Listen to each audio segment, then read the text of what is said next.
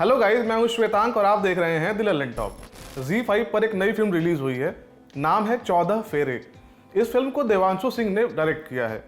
2019 में उन्होंने बड़ी हार्ट वार्मिंग सी फिल्म चिंटू का बर्थडे बनाई थी। अब वही 14 फेरे लेकर आए हैं। क्या है ये, क्यों है ये, क्या खबर, हाँ मगर जो भी है उस पर हम आगे बात करेंगे। शुरुआत करेंगे फिल्म की कहानी से। अदिति और संजय नाम के दो लोग एक ही कॉलेज में पढ़ते हैं। अदिति जयपुर की जाट फैमिली से आती है और संजय बिहार के राजपूत परिवार से।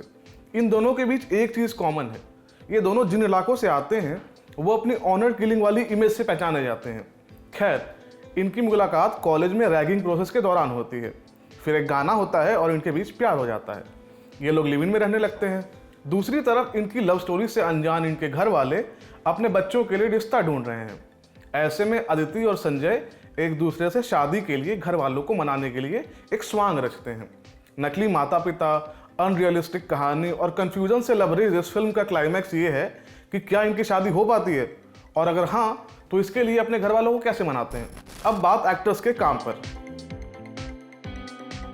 फिल्म में विक्रांत मैसी ने संजय नाम के बिहारी लड़के का रोल किया है, जो कॉलेज की पढ़ाई के लिए दिल्ली आता है और वहीं सेटल हो जाता है।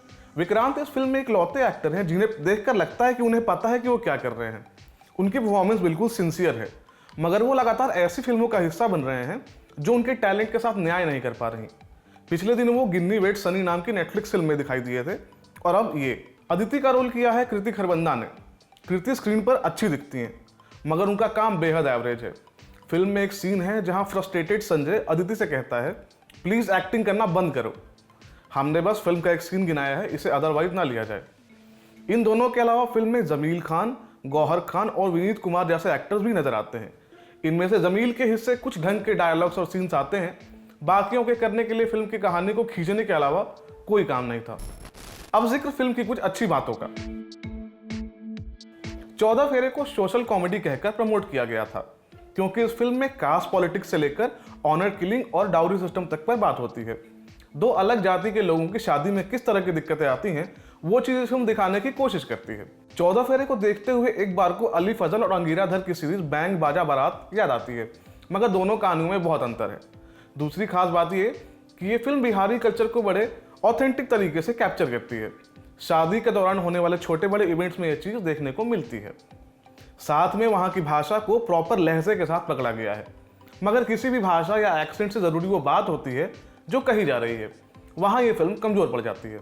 14 फेरे शुरू होने के बाद मेन मुद्दे तक पहुंचने में ज्यादा समय नहीं लेती। ये फिल्म के लिए अच्छी बात भी है और बुरी बात भी। फॉरन पॉइंट पर पहुंचने से समय बचता है, ये बात ठीक लगती है, मगर दिक्कत वाली बात यह है कि इतने कम समय में संजय और अदिति की लव स्टोरी कायदे से स्टैब्लिश नहीं हो पाती। इस पर कहानी के जिस हिस्से तक पहुंचने के लिए इतनी जल्दबाजी दिखाई जा रही है वो भी कुछ खास इंटरेस्टिंग नहीं है। मगर जब फिल्म खत्म होने के बाद आप सोचते हैं कि ये फिल्म क्या कहना चाह रही थी, वहां इसे बनाने वालों की नीयत साफ लगती है। अब फिल्म की कुछ बुरी बातें। 14 फेरे की सबसे बुरी बात यह है कि ये बहुत सारी चीजों को छूने की कोशिश करती है। उस पर इसका स्क्रीन प्ले इतना जटिल है कि फिल्म का कंफ्यूजिंग होना लाजमी था। कंफ्यूजिंग होना एक बात है और फिल्म से एंटरटेनमेंट फैक्टर का मिसिंग होना दूसरी बात। ये फिल्म इन दोनों ही जगहों पर फेल होती है, क्योंकि इसकी लिखावट ढीली है। किसी कहानी की प्रासंगिकता पर नजर तब जाती है जब उसे देखने का अनुभव ठीक हो। ये अनुभव मजेदार, ज्ञानप्रद या विचारोत्तेजक कुछ भी हो सकते हैं, मगर ये अधपके स्क्रिप्ट पर जल्दी में बनाई गई फिल्म लगती है, इसलिए दर्शकों के भीतर कोई भाव पैदा नहीं कर पाती। शुरुआत में लगता है कि कुछ नया देखने को मिलने वाला है, मगर बीतते समय के साथ आपका कनेक्ट इस कहानी से खत्म होता चला जाता है। ऊपर से क्वर्की और फनी बनने के चक्कर में ये असलियत से कोसों दूर चली जाती है। बहुत सारी फिल्में बुरी तरह फैलने के बाद आखिर में खुद को समेट कर खत्म होती हैं, मगर मुझे ध्यान नहीं आ रहा कि इस फिल्म जितनी मेसी और अनकन्विंसिंग क्लाइमैक्स मैंने आखिरी बार किस फिल्म में देखा था। अब इस फिल्म को देखने का ओवरऑल एक्सपीरियंस क्या रहा। 14 फेरे अपने पौने 2 घंटे के रनिंग टाइम में कभी भी वो फिल्म नहीं बन पाती जो ये बनना चाहती थी, इसलिए जो बात ये कन्वे करना चाहती है वो भी सही से नहीं कह पाती।